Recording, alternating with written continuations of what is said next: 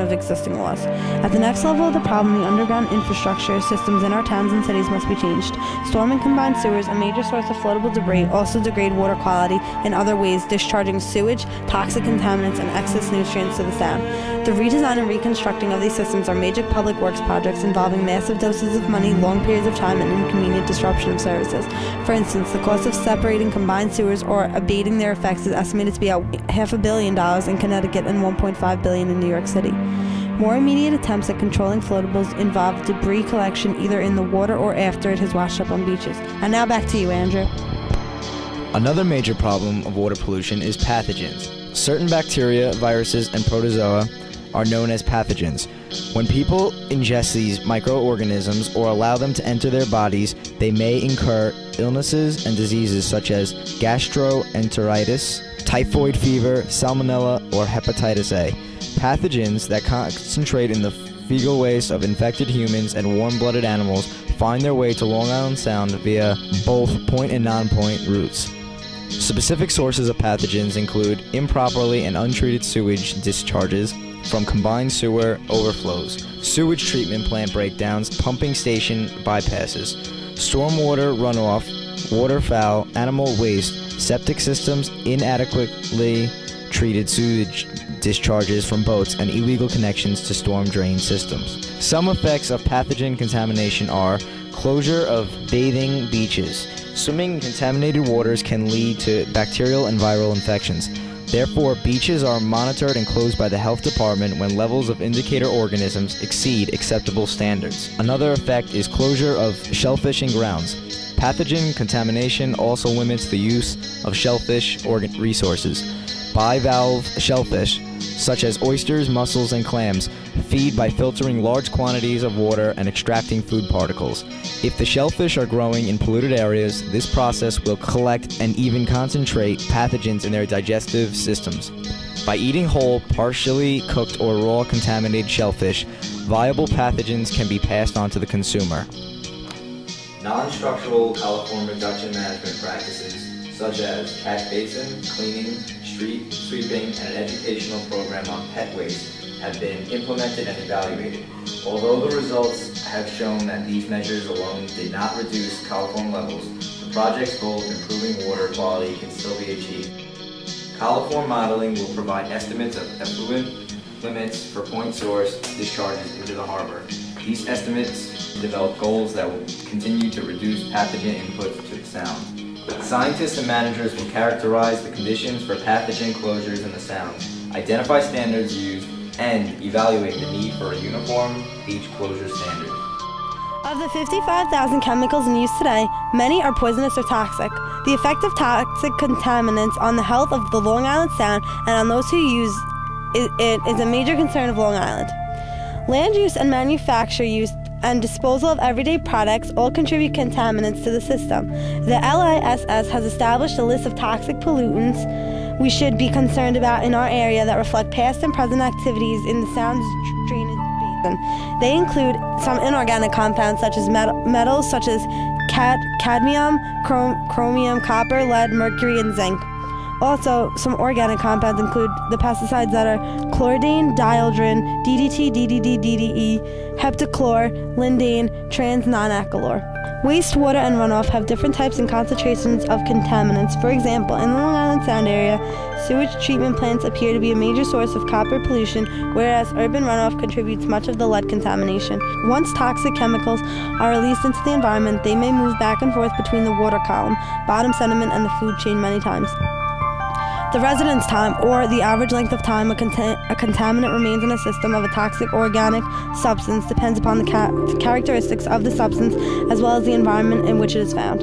Although toxic substances are found in the organisms and in the water of the Long Island Sound, the majority of the contaminants are attached or bound to sediment particles.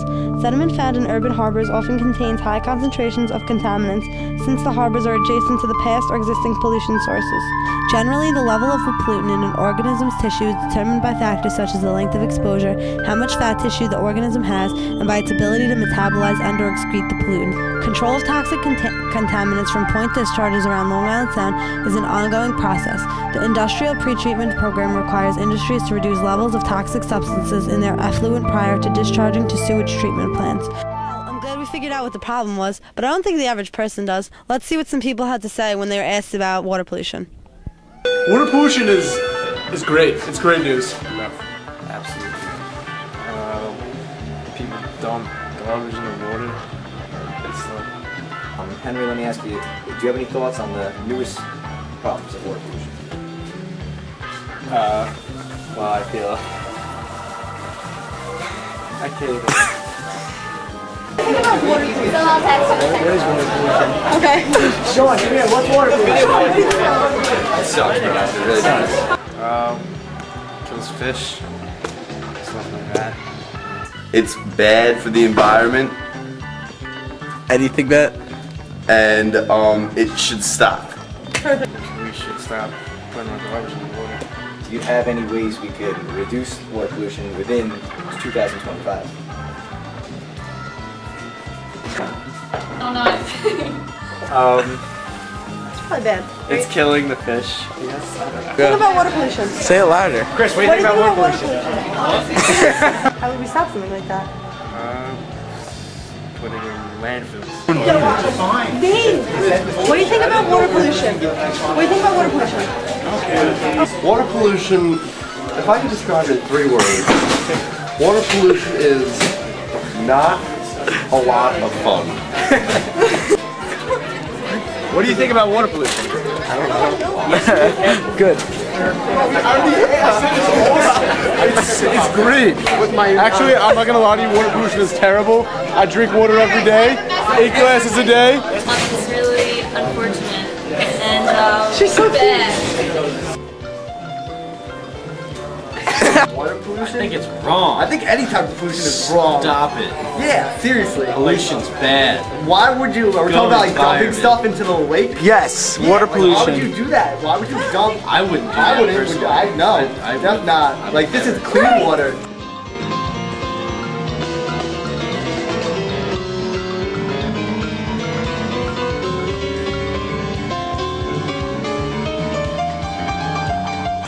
Very nice drinking water. We need to stop the pollution before it gets into the water. We already have plenty of management plans that clean it up, and these are effective, but there shouldn't be any pollution in the first place. Long Island must develop new laws that can be enforced. For example, we can do random testing on point source sites.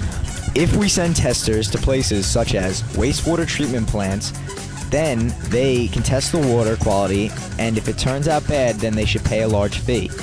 We should try to use the polluter pays approach so that harmful contaminants are stopped before being dumped into the Sound. Connecticut and New York have started to manage the protected coastal lands and habitats by creating programs that protect tidal wetlands, restore habitats, and manage fisheries and wildlife. These programs are all good, but it is necessary to stop pollution from the start. We need to target polluters directly, otherwise the problem will never be solved.